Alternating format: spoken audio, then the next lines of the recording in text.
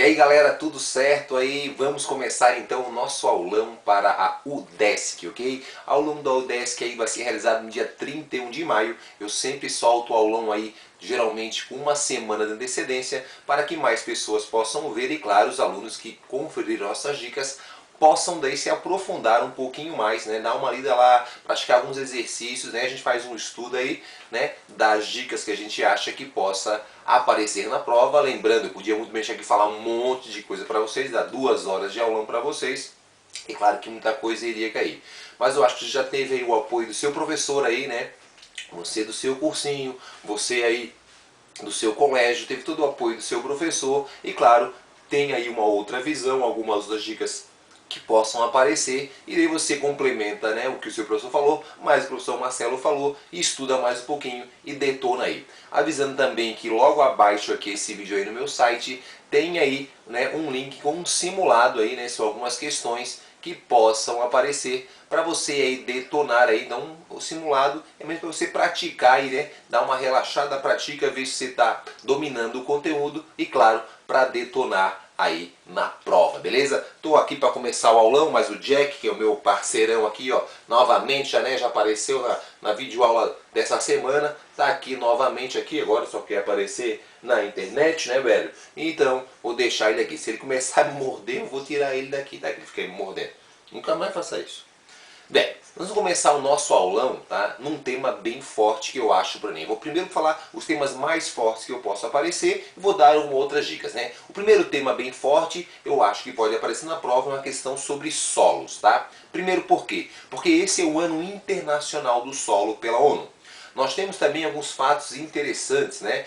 Que muita gente acha que o solo no Brasil, de um modo geral, os solos são férteis. E a gente sabe que a maior parte do Brasil, os solos não são férteis. É só você lembrar do domínio amazônico e o domínio do Cerrado, os dois maiores domínios, né, morfoclimáticos brasileiros. Um, no Amazônico, o solo é lixiviado, um solo pobre, né, sem minerais, e o outro é o solo laterítico do Cerrado, um solo com excesso de minerais. Então, claro, a necessidade da correção se faz, né, para ter sim aí grandes plantações. Lembrando também que a má utilização do arado e toda a questão da perda do solo é importante saber, né, sendo necessário esse constante adubação, essa constante preparo do solo. Mas vamos começar então. Então o solo ele é formado, né, por alguns elementos. Ele é formado por água, ar, minerais e matéria orgânica. Tá? A menor parte do solo seria matéria orgânica, que cerca de 5%.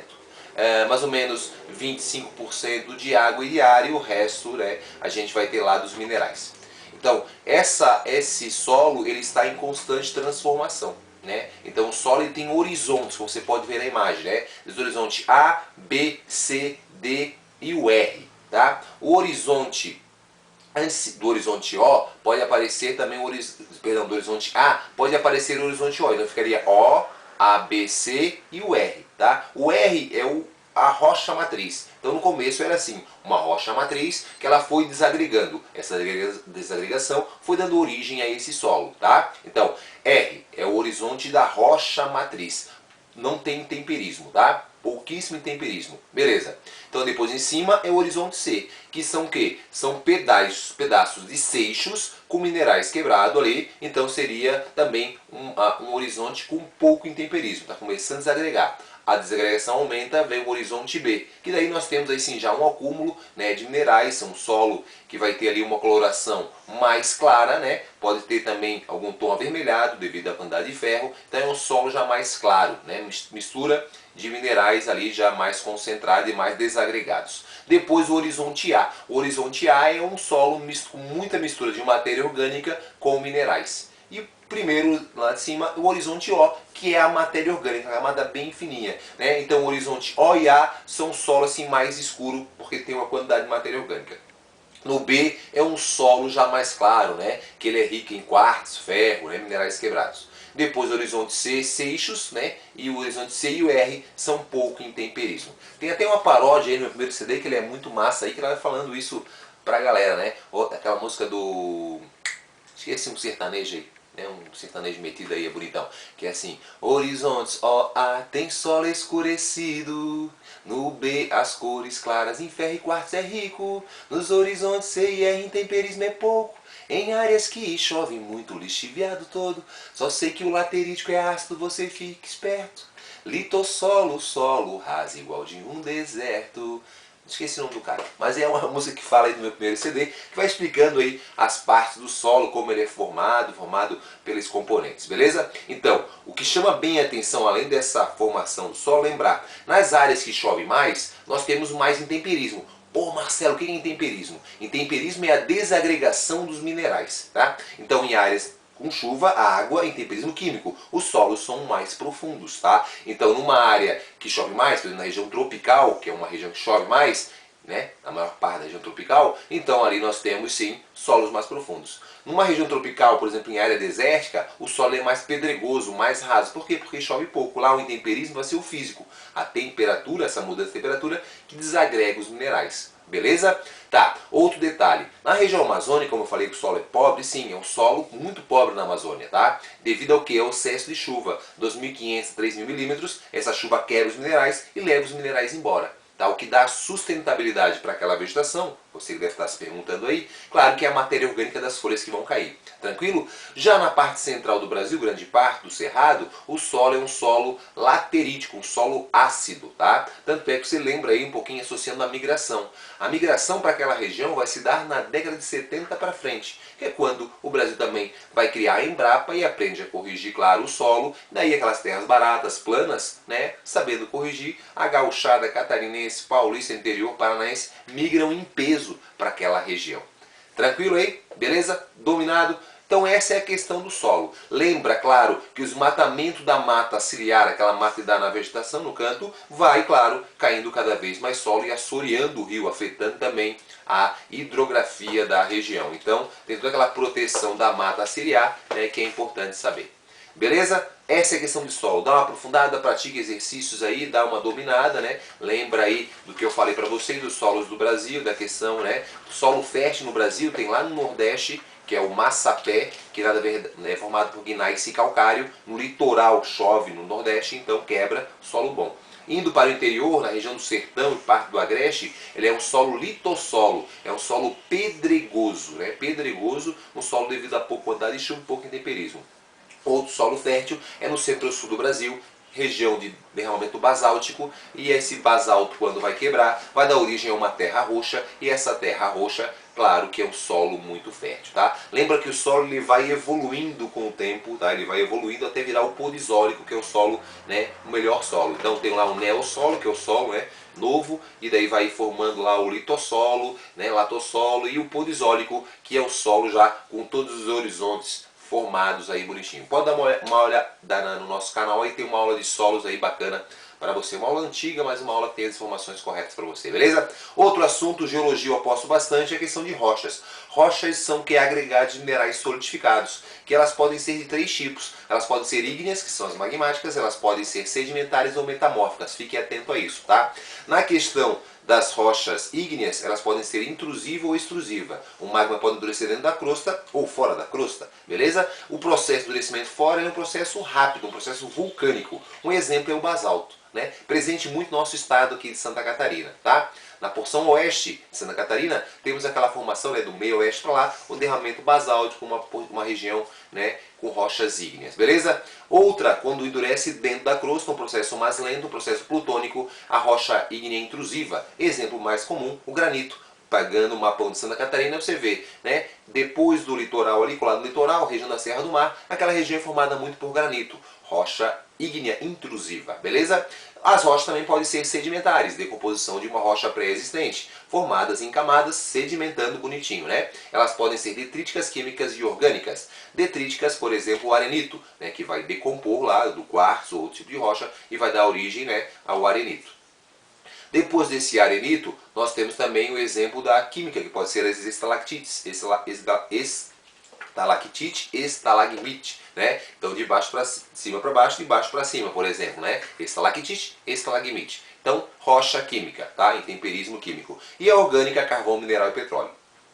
Nós temos sim, né, todos esses tipos que eu falei para vocês aqui no nosso estado. Então, por exemplo, o carvão mineral, ele tem principalmente na região sul, mas se você olhar o mapa de Santa Catarina, pega mais ou menos a região central, porque a gente sabe que essa formação carbonífera, né, pegar um pouco de São Paulo e vai descendo até o sul do Brasil. Então nós temos essa formação de carvão mineral. Lembrando que Santa Catarina é o maior produtor de carvão mineral do Brasil, que são utilizados principalmente em termoelétricas, aqui no sul do estado de Santa Catarina, para Jorge Lacerda, que é uma das maiores termoelétricas movidas a carvão da América Latina, beleza? Também é utilizado em outros segmentos, desde o resto, a fábrica de cimento, né?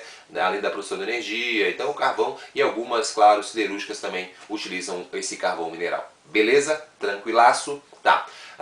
Só um detalhe, quem mais tem reserva não é Santa Catarina, é Rio Grande do Sul, tá? Só para saber dessa questão que pode induzir você ao erro na prova, não confundir a produção com a reserva.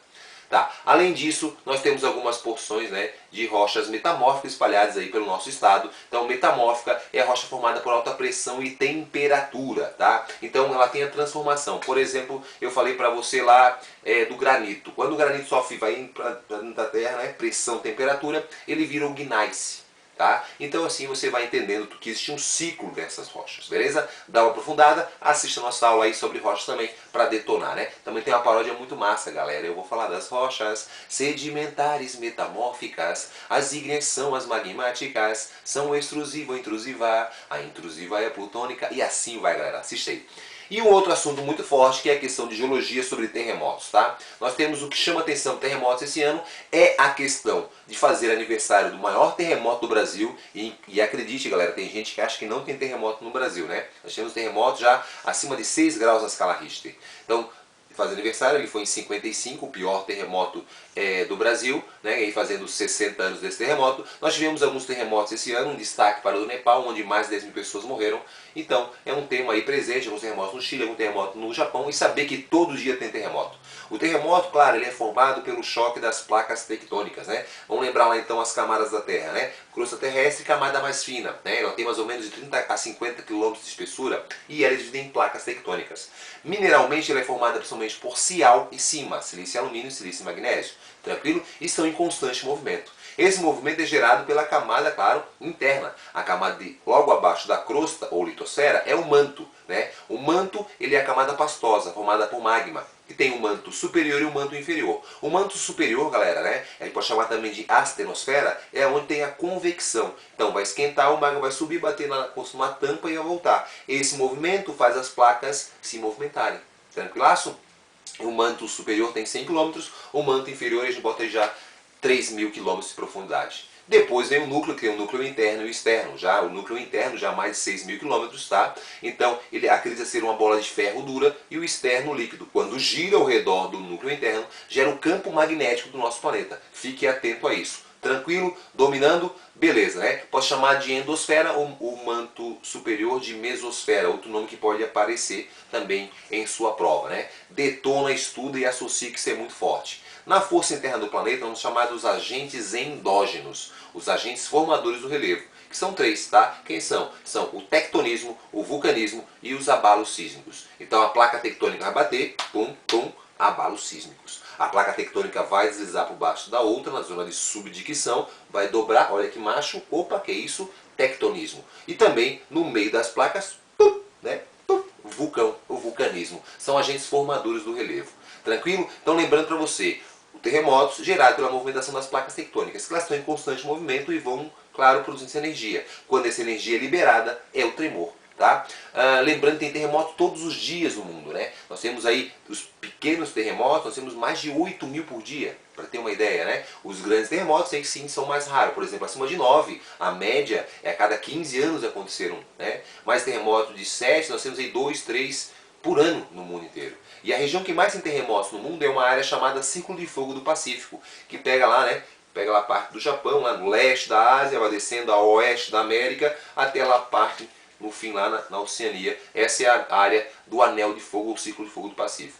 O Japão, por exemplo, tem muito terremoto porque ele está no meio de 3 grandes placas tectônicas, a Euroasiática, né, a placa do Pacífico e da Filipinas, então imagina constante terremoto, beleza? As placas podem fazer 3 movimentos, elas podem convergir, se aproximar, divergir ou transformante, né? Seria esse movimento vertical, por exemplo, áreas de falha, como a falha de San Andrés, Rift Valley na África, né, que está tendo ali a separação áreas de terremoto. Marcelo, o que explica o terremoto no Brasil se o Brasil está no meio da placa sul-americana? No Brasil, as falhas geológicas explicam esse terremoto no Brasil, tá? Então, o pior foi no Mato Grosso, lá acima de 6,4 graus na escala Richter. Tem livros que traz 6,6, outros 6,4. Né? Não teve muita morte, lembra que eu falei há pouco tempo do solo, que era uma área, claro, pouco habitada, porque pode tremer, não vai acontecer nada com a pessoa. Vai cair, claro, um prédio, uma ponte, né? Onde tiver a urbanização, ou então, claro, dificilmente a pessoa vai estar num campo aberto, vai tremer, vai acontecer alguma coisa com ela, ela vai ficar loucona, né? Mas não vai acontecer muita coisa com ela. Tranquilo? Fechou o terremoto? Fique atento, estude aí, né? Faça os exercícios aí. Você que assina o nosso site, vê a lista de exercícios que tem bacana para você aprofundar. E também veja as videoaulas de geologia, tem videoaula de geologia básica, videoaula de eras geológicas, pode lembrar também, dá uma revisada essa semana final aí para detonar aí na UDESC e gabaritar na prova, beleza? Parte de geologia, eu acho que isso pode cair bastante, fique atento. Rochas, solos e a parte geológica, tá? Lembrando que nós temos 3 tipos de formação, né, geológica, que são os dobramentos modernos, né, que é a área de encontro e placa tectônica, nós temos os escudos cristalinos e nós temos as bacias sedimentares. Escudo cristalino das eras mais antigas, né, a formação dele pré-cambriana. Os dobramentos modernos, mais recente, moderno, cenozoica. E as bacias sedimentares, desde a sua formação, elas vão formando lá, mas o período de maior formação a gente chama de fanerozoica, né, que pega desde a paleozoica, mesozoica e até a cenozoica, que continua, né, se transformando. Espero que tenha complementado aí, tirado algumas dúvidas de vocês nessa parte de geologia, que eu aposto que vai aparecer uma questãozinha aí bacana para você. Tranquilo? Bom, continuando aí essa parte de geologia, vamos falar um pouquinho então de Santa Catarina para matar a parte de Santa Catarina. Então, Santa Catarina é um relevo predominante planalto, assim como no Brasil, um relevo muito acidentado. Se fosse usar a classificação de Jurandir Ross, nós temos, né, as bacias chapadas da Bacia do Paraná, serras do leste e no meio uma área depressiva, chamada Depressão Periférica da borda leste da Bacia do Paraná. Uma classificação mais antiga, vamos dividir Santa Catarina em 4 unidades, 2 planícies e 2 planaltos. Planície do Uruguai e planície costeira, recentes, era cenozoica. E os planaltos, o planalto cristalino mais antigo, eu falei lá que tinha granito, era pré-cambriana, e o planalto, claro, meridional, tá? Que seria também um planalto onde tem as maiores altitudes de Santa Catarina. O ponto mais alto lembra o Morro da Boa Vista, depois é o Morro da Bela Vista do Risone, e depois, claro, o Morro da Igreja, que é o mais famoso. Tranquilo? Geologia, matamos. Assista a aula de relevo aí para tirar o descarrego da sua mente. Uma próxima dica importante para você, que a gente vai entrar, é na questão climática, tá? Clima interessante sempre para a prova aí da UDESC. Então, clima primeiro do Brasil. O Brasil, a maior parte dele está na zona intertropical. É por isso que o clima do Brasil predominante é o clima tropical, que pode variar. Tropical litorâneo, tropical semiúmido, tropical de estúdio, tropical semiárido, entre os climas tropicais. A maior parte do Brasil tem um clima com uma boa média pluviométrica, né? E as chuvas, sim, de um modo geral, são bem distribuídas, com algumas exceções, tipo na parte central do Brasil e na de montanha,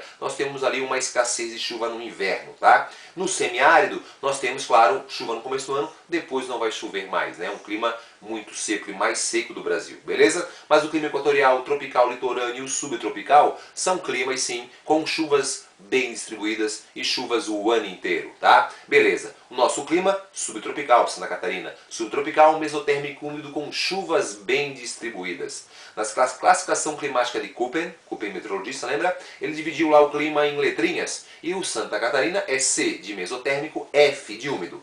A nas áreas até 600 metros, que seria verão quente. E B, claro, verão ameno. Quanto mais alto, mais frio. Onde eu moro aqui em Fraiburgo, aproveitando mandar um beijo especial aí pra galera aí do pré-universitário IFC, galera firme estudando pra caramba, né? Fiquem atentos aí, nós demos semana em um aulão de Santa Catarina para vocês aí, explicamos tudo, aprofundamos tudo, espero que vocês detonem aí na prova da UDESC. Voltando lá, tá? Então, é um clima que tem geralmente geada, é comum acontecer geada, principalmente nas áreas de planalto, tá? Muito na área de planalto, nas áreas mais baixas é mais difícil acontecer. E neve acontece também, mas não é comum acontecer. Pode sempre neva. Não, neva muito pouco. O recorde de neve são 13 dias, num ano 365 dias. Então não é comum nevar, mas pode nevar. Para nevar, lembra, não basta estar frio, tem que ter a umidade também. É por isso, claro, que é difícil nevar em nosso estado. Tranquilo? Dá uma estudada, tem uma aula aí de clima tropical, tem uma paródia porreta também, que explica as características para você.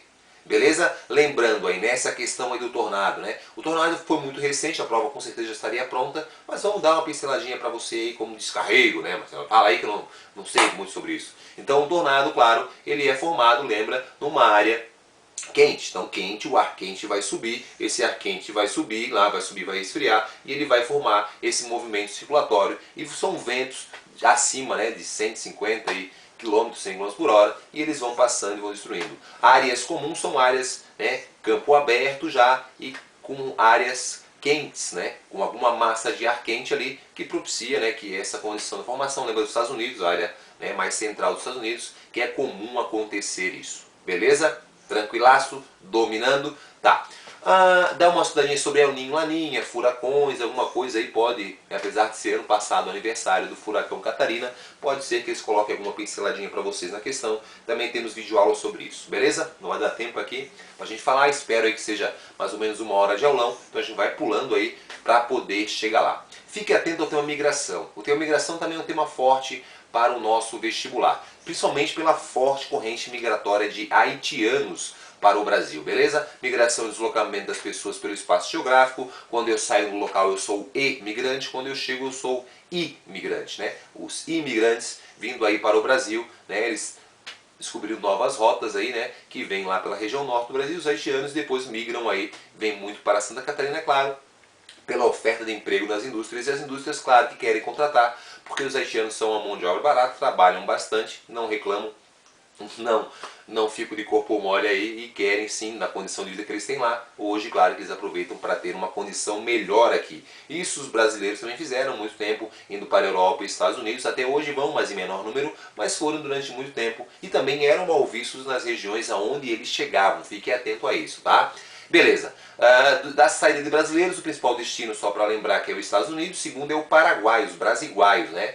E depois é o Japão. Vindo de lá para cá, claro, nós temos portugueses, italianos e espanhóis aí como as principais correntes migratórias de fora para o Brasil. Atualmente, principalmente vindo do Haiti e também dos países vizinhos da América Latina. Alguns países da Europa também, né, devido à crise europeia, portugueses e espanhóis, estão vindo para o Brasil. Né? No Brasil também nós temos uma oferta, né, pela falta de mão de obra super qualificada. Então desses países algumas pessoas vêm buscando oportunidade aqui no Brasil. Beleza? Lembra de xenofobia, aversão ao estrangeiro, é algo que pode aparecer, dessa xenofobia contra o haitiano, e eles vêm muito lembrando o litoral mais construção civil e comércio, e para o interior aí para as indústrias, né? Região do Alto Vale estão trabalhando bastante, aqui no meio oeste catarinense das empresas, né, frigoríficas, na agroindústria também estão empregando bastante haitianos. Fique atento a isso, beleza?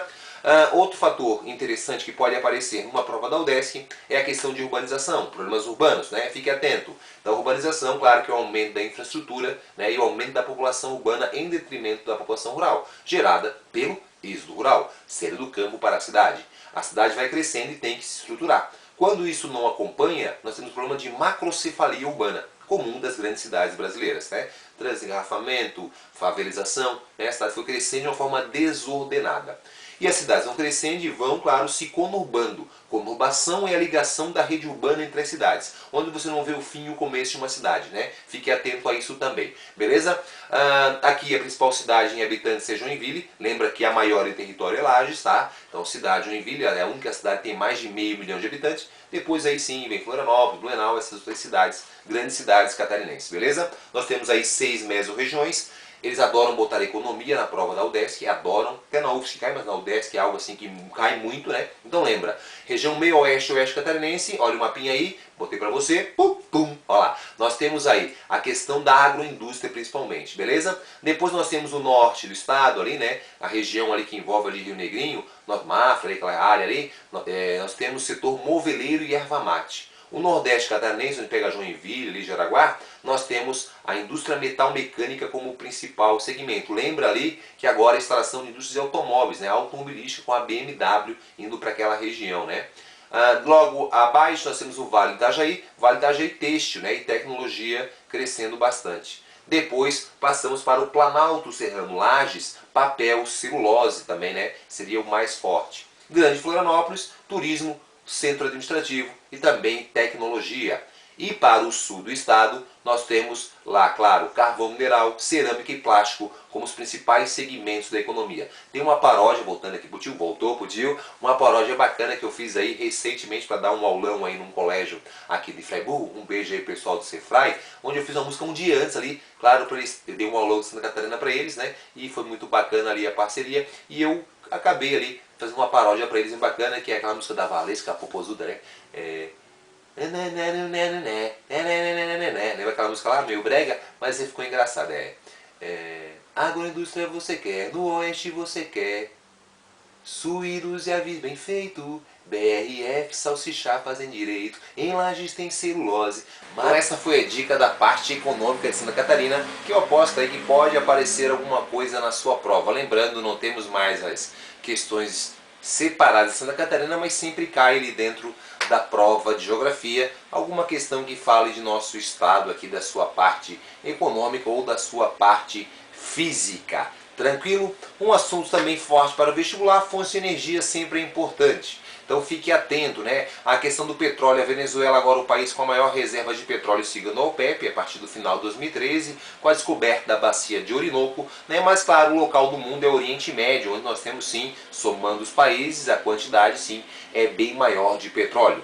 A formação do petróleo é da era mesozoica, né? Lembra da separação dos continentes, assim como o pré-sal e o petróleo de outras partes do mundo. O petróleo ele pode ser mais leve ou mais pesado, dos dois você consegue aproveitar, mas o mais leve você consegue refinar com mais facilidade e fazer muito mais derivados. O petróleo é a base para vários produtos, né? Não só como a queima dele ou produzir o diesel ou a gasolina ou outros componentes. Ele é presente sim também no plástico, na borracha, no asfalto, no gás de cozinha, né? Então ele é base sim para vários produtos. Então por isso a sua grande importância. Novos estudos, novas descobertas aí, claro, procurando outras fontes de energia. E agora a fonte de energia que está aí na mídia é o xisto, que pode ser betuminoso ou pirobetuminoso. Claro que a descoberta dele já é bem antiga, mas alguns países, principalmente Estados Unidos, que é o país que tem a maior reserva, produzindo sim esse óleo através dessa rocha xisto e despertando interesse em outros países. E o Brasil é o segundo país em reserva de xisto, que fica ali mais na região do Paraná, São Paulo, nossa grande reserva de xisto. E a preocupação é na extração desse xisto, pode contaminar o nosso grande lençol freático, que é o aquífero Guarani, que é a área em comum ali onde tem o xisto e o aquífero, tranquilo? Bom, beleza, lembrando sobre aquífero, nova descoberta é o aquífero Alter do Chão. Esse aquífero fica no Amazonas, né, estado do Amazonas no Pará, e é o aquífero sim com a maior capacidade, a maior reserva de água, tá? Que existe, muito maior, quase o dobro do Guarani. Tá? O Guarani ele é o maior transfronteiriço, um dos maiores do mundo ainda, né? E ele é sim um aquífero muito importante, a sua utilização já está sendo feita, já fazem, né, captam água para irrigação, e a preocupação é a contaminação através do uso de agrotóxico em algumas áreas, principalmente no interior de São Paulo e no Rio Grande do Sul, sim, contaminando a água desse aquífero Guarani, beleza? Formação do aquífero Guarani era mesozoica, era arenito, derramamento basáltico, vai escorrer o arenito para o lado, base de basalto, chove, infiltra a água, uma água assim de boa qualidade. Beleza? O país está presente no pau-brasil. P de Paraguai, A de Argentina, o do Uruguai e do Brasil, a maior parte no Brasil, depois o segundo país seria a Argentina. No Brasil do centro-sul, né? Pega Goiás, Mato Grosso do Sul e vai descendo ali até o Rio Grande do Sul. Beleza? Dominado? Tá. Então, para fechar a questão física, vamos falar um outro tema aí que pode aparecer nessa prova, falando do rocha, falando de clima, né? É a hidrografia, sim, tá? A questão das bacias hidrográficas. Fique bem atento, né? Nós temos aí, claro, a característica geral, pluvial perene, né? Planalto, exorreico e estuário. Quase todas as bacias brasileiras têm essa característica, com algumas exceções. Vou falar das exceções para vocês. A bacia amazônica, que é a maior bacia hidrográfica do mundo, né? Nós temos ali, ela é formada do regime nival, derretimento da geleira e pela chuva, tá? Ela vai para o mar, sendo exorreica. O relevo lá onde ela fica, a maior parte é planície, que seria uma das exceções. Nós temos a do Paraguai e a Amazônica como bacias de planície. O resto são bacias de planalto, fique atento a isso, né? E nós temos, claro, outra diferença, a foz dela. A maior parte das bacias brasileiras tem a foz estuário, num braço só, e ali nós temos a foz mista, tanto delta como estuário. Na bacia amazônica tem um fenômeno bem diferente, interessante, que é a pororoca. Lembra, a pororoca é, claro, uma onda que se forma no rio, né, que não é isso como acontecer, isso acontece pela época das cheias do rio, coincidentemente com lua de maré, né, lua ou lua cheia, né, ou lua nova, que vai dar o maior âmbito da maré. Então esse choque ali vai provocar a pororoca, que é um fenômeno típico da região amazônica. Tranquilo? Lembra que a bacia com maior potencial e aproveitamento para navegação é a amazônica. Hoje a construção de algumas usinas hidrelétricas, devido ao grande potencial também em gerar energia, bem polêmico, como Belo Monte e outras usinas, tá? A Paraguai utilizada para navegação, pouco utilizada para a geração de energia. São Francisco é a maior bacia, né? Bacia, não fala assim, a maior bacia junto com a Tocantins é a maior genuína. E quando eu falo em maior rio, sim, o maior rio genuíno é o São Francisco. Para não ter essa confusão aí, né? Quase que eu acabo me confundindo aqui. Então, o maior rio genuíno é o São Francisco, a maior bacia é Tocantins-Araguaia. São Francisco, conhecido como Nilo Brasileiro, tem a transposição, projeto polêmico, pode aparecer na sua prova. Transposição é desviar água do São Francisco em dois eixos, o norte e o leste, bombeando água para os rios intermitentes do Nordeste. Se os rios do Nordeste são formados pela chuva, claro, caminham passando, claro, o que acontece? Né? Claro que daí eles desviam água, porque senão o rio vai secar. E ele seca sendo um rio intermitente. Então desviando, dando uma segurança. A obra está sendo feita, já era para ter terminado a previsão. Claro, devido a alguns atrasos, pequenos atrasos, a obra deve acabar aí, né? E claro, melhorar, e já está melhorando. Hoje a região nordestina é a região que mais cresce no Brasil, não só pela transposição, mas pelas obras que estão sendo feitas, como a Transnordestina, né? O incentivo para as indústrias. E hoje a região nordeste é a região que mais cresce no Brasil. Se você olhar um dado da economia, vai ser a região lá que cresce em média 3,7% no Nordeste, enquanto as demais regiões o crescimento é zero ou até negativo devido à crise econômica que o Brasil está, né, passando. Região Sul, só de curiosidade, ela está crescendo lá 0,7%. Região Sudeste 0,3%. Então a maior parte, né? Hoje a região Centro-Oeste volta a crescer, claro, devido, claro, à questão do dólar, que é um tema importante aí, que está dando aí, né, um gás na economia para exportação. Dólar mais ou menos 1 por 3, então o produto catarinense fica barato, brasileiro barato para ser exportado, né? Então está aumentando a produção de exportação de suínos, de aves, né, de calçados, de motores, vários produtos aqui em Santa Catarina que são exportados, e agora com esse poder de compra maior estrangeira tem melhorado muito, né? Santa Catarina, claro, já tem um dado que ajuda a Estado livre de febre aftosa sem vacinação, e agora recentemente ganhou também um selo do suíno, né? Que seria também sem nenhum problema de contaminação aí da gripe suína e outros, né, problemas que pode acontecer com esse tipo de gado suíno, beleza? Fique atento a essa questão, tá? Então nosso rebanho de bovino não é muito bom, não é muito grande, né? Predomina a extensiva, principalmente no campo de Lages, região de Lages, é a nossa maior rebanho de bovinos. Leiteiro nós temos no vale, né, da região do Rio do Peixe, e também no Vale do Itajaí é a produção leiteira que vai se destacar aí, né? É o nosso, que seria mais daí intensivo nessas áreas. Aves é a forma integrada, né? Aves e suínos é integrada com avicultor e suinocultor, também voltada à exportação, sendo a cadeia de destaque do Brasil na criação desses dois, beleza?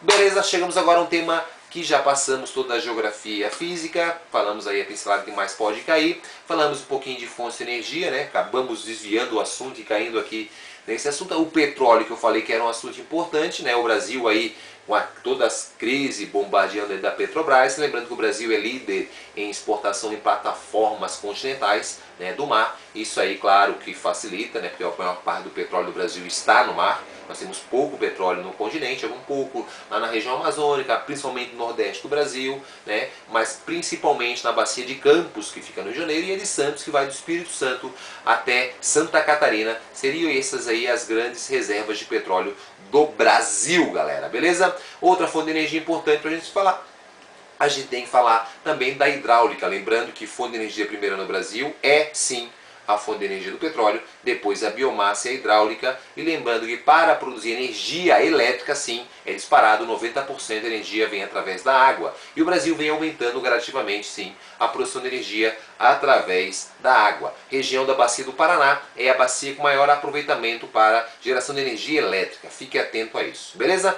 Puxando aqui o nosso aulão aí, mais umas 3 dicas, nós matamos aqui a dica para você, depois faça o simulado e detone aí na UDESC, reveja nossas videoaulas, assine nossos planos, você terá muito sucesso. Bom, uma outra dica para você que está assistindo nosso aulão aí nessa noite de sexta-feira, ou você que está vendo depois aí no nosso site aí ou no canal do YouTube, fique atento à agropecuária. Agropecuária é um tema sempre forte na prova da UDESC, né? A agricultura pode ser de subsistência ou comercial, subsistência quando tem a maior parte destinada ao consumo e comercial ou ao contrário, tá?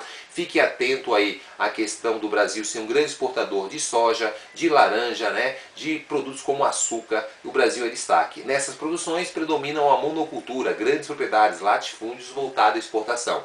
Região centro-oeste muito forte na produção de soja e também crescendo na produção de açúcar.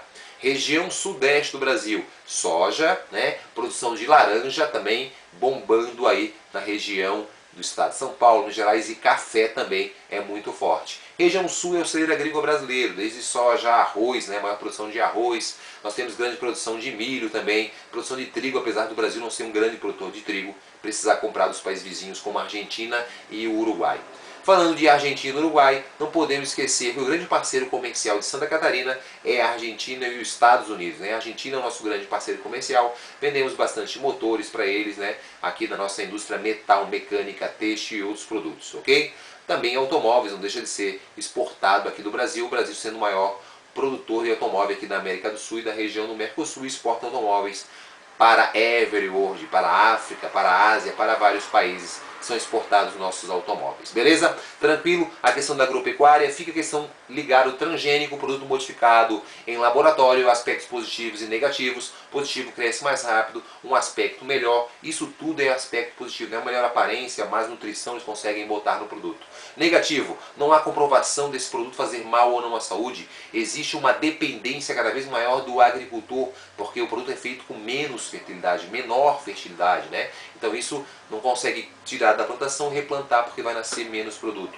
Prejudica o solo. Tudo isso são aspectos negativos. Transgênico, que o Brasil agora é o segundo maior produtor transgênico no mundo. É um tema que pode descer na sua prova. Primeiro Estados Unidos, segundo o Brasil, terceiro é a Argentina. O Brasil passou a Argentina aí nos últimos anos. Beleza? Dominado, sossegado. Bom, para fechar as nossas dicas aí, vamos, claro, dar uma pinceladinha sobre Santa Catarina, sobre os portos catarinenses. Lembra, nós temos vários portos. De cima lá o Itapoá, que é um porto privado, né? Exporta muito containers. Container, Marcelo? É um sotaque inglês jamaicano. E depois nós temos, claro, o porto de São Francisco do Sul, um porto estadual, o porto maior em cargas que vai exportar. Ele é granuleiro, também exporta containers, tá? E exporta aí também para o mundo inteiro. Depois nós temos o Porto Navegantes, o Porto Nave, um porto super moderno, né? Especialista ali do outro lado, muito próximo ao Porto Itajaí, também muito parecido com o Itajaí, exportação de contêineres e outros produtos. O Itajaí sim é o porto em destaque, tanto é que Itajaí hoje é a cidade com a maior produção de riqueza de Santa Catarina, ultrapassando todas, e a sua economia é muito baseada no porto. É administrado pela Prefeitura de Itajaí. Lembra que ele é o primeiro do Brasil em contêineres congelados, tá? Recentemente recebeu uma grande reforma e é, claro, um porto aí super moderno hoje em dia. Depois vem o Porto de Imbituba, um porto que é misto, né? Ele é tanto privado como parte dele federal. Exportação de carvão mineral, também os produtos agrícolas, jeans, né? Cerâmica do estado é exportado por ele. Um porto pequeno, né? E depois temos o Porto Laguna, que é um dos nossos menores portos. Ele é um porto federal, ele é um porto pesqueiro principalmente. Esses são os portos de Santa Catarina, beleza?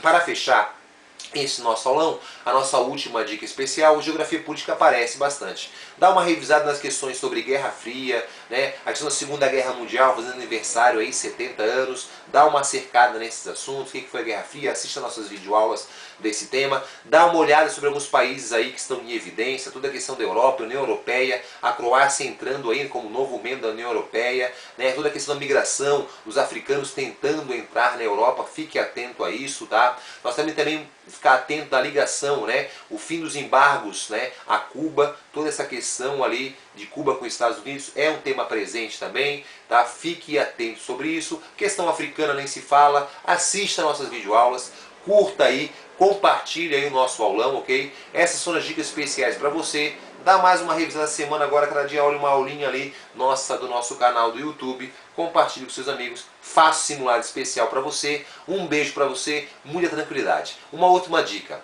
tá? Eu olhando as últimas provas da UDESC, sempre fazendo ali um comentário que eu fazia lá para os cursinhos que eu trabalhava, e eu observava que grande parte das questões de geografia, tá? Posso falar de geografia, não vi as outras provas, sempre tem aquela, né? 1, 2, 3 e depois lá 4, 5 é 1, a verdadeira é apenas a 1, apenas a 2, apenas a 3. Galera, 80% das questões são todas as corretas, coisa mais engraçada, hein? Todas corretas. Não quer dizer que você vai chutar isso, mas se grande parte, cerca de 80% da última, né, das últimas 5 provas, 80% são todas verdadeiras, não que vai ser uma regra, mas às vezes fica na dúvida ali, se eu fosse você eu chutava todas as corretas. Claro que vai conferir uma por uma, não vai chegar de cara e meter todas as corretas.